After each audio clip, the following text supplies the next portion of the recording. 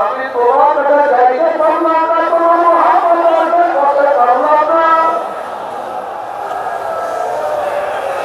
আমি তোমাকে পাইলাম না,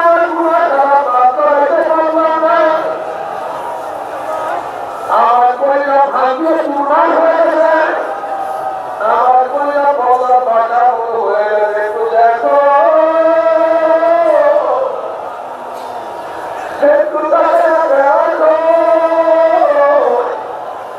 আমরা সত্যতে পারি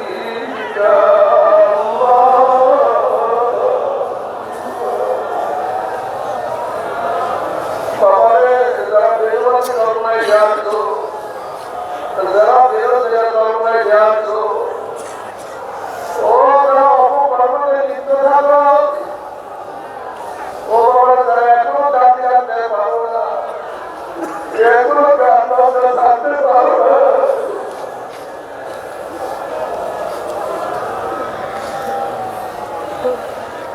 এখনো ঝুঁক ছাড়তে পারো নাই, এখনো দুনিয়ার ক্ষমতা দেওয়া থাকতে পারো না, এখনো দুনিয়া এখনো স্বপ্ন করে দুনিয়া দুনিয়া দেওয়া করো।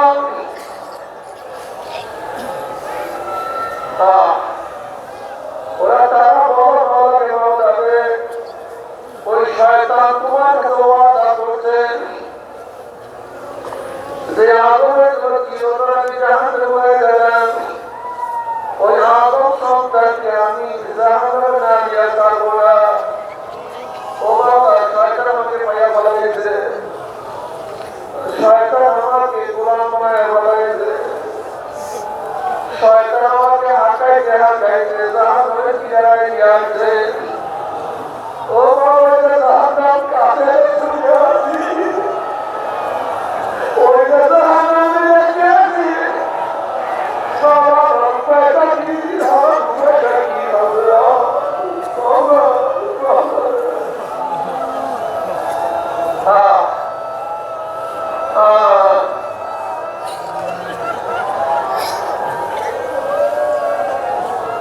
বাবা তোমাকে আমাকে শয়তান ধাক্কাইতে ধাক্কাইতে জাহান্নামে কিনারে নিয়ে আসবে।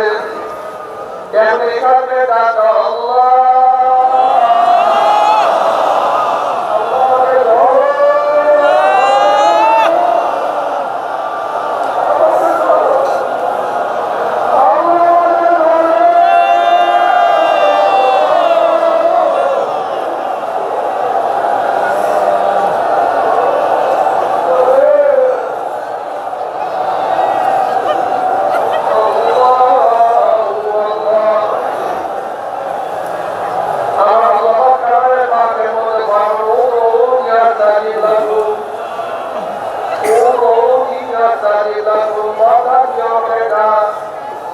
আমাকে ডাক দে, আমাকে ডাক দে, আমি আমার সারা দেরি করবো না।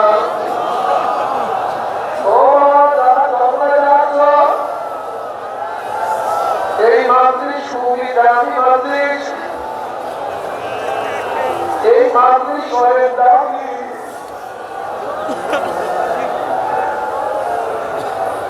তরুণের ময়দান অনেক দামি এক ময়দান।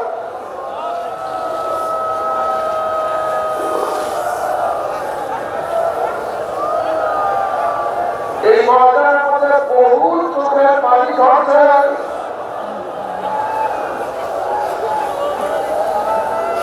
এই ময়দানের মধ্যে বহু আমাদের দিন করে লিপ্ত আছে।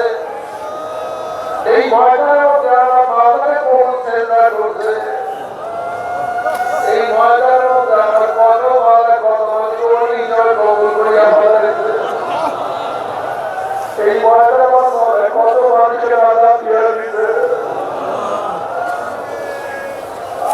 এই ময়দানের মধ্যে কত মানুষের দাদা ছেলে ওরা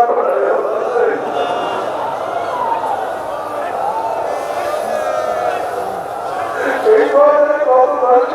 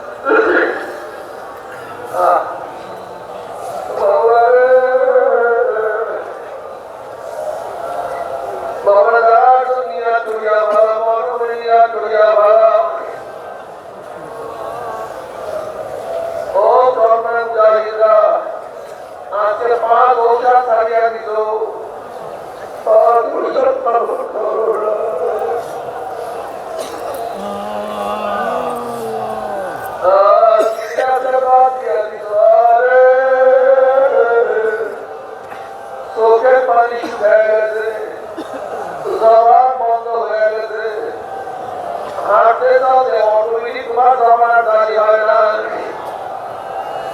তোমার চোখের দাঁড়িয়ে ধরে না,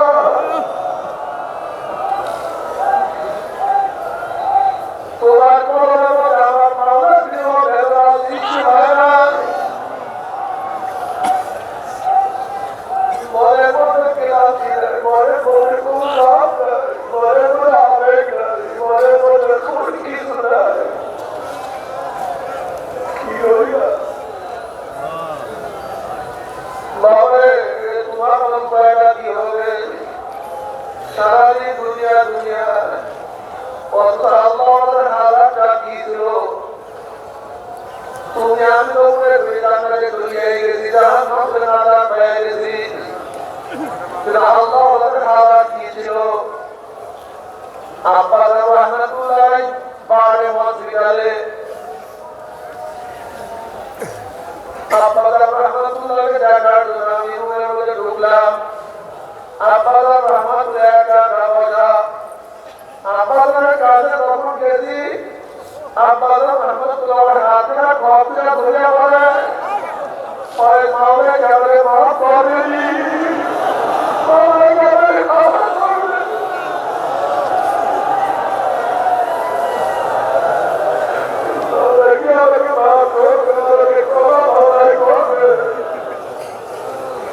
বললাম বাবা কেউ মহাবা জীবন পাইলে সারা জিন্দগি শুধু সবরে সবরে আল্লাহ রসুল আল্লাহ শুনলেন আমাদের কত সামনে কত চেষ্টা করছেন, মাওলা আপনাদের মাফ করবে, কাকে মাফ করবে? বাবারে আপনাদের সুস্থ অবস্থায় ওই কবরস্থানের পাশে রুমের মধ্যে চারু করে রাখা হয়েছে, কার মধ্যে সুবিধা আব্বাস আমাদের খানের মধ্যে এত হুজুর জ্যোতি হুজুর এখান থেকে চলায় আমাদের মরণা ভূমিকা হুজুর হুজুর এখান থেকে রোগী চলায় তাই বললাম কেন কি হয়েছে? হুজুরের কবরের দিকে থেকে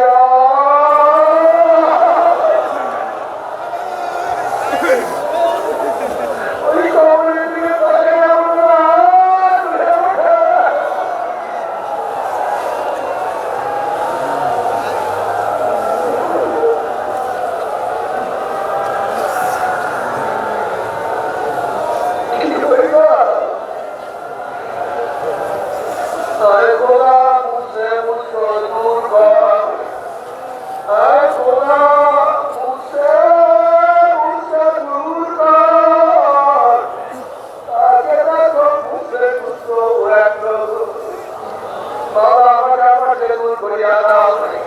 আমি কি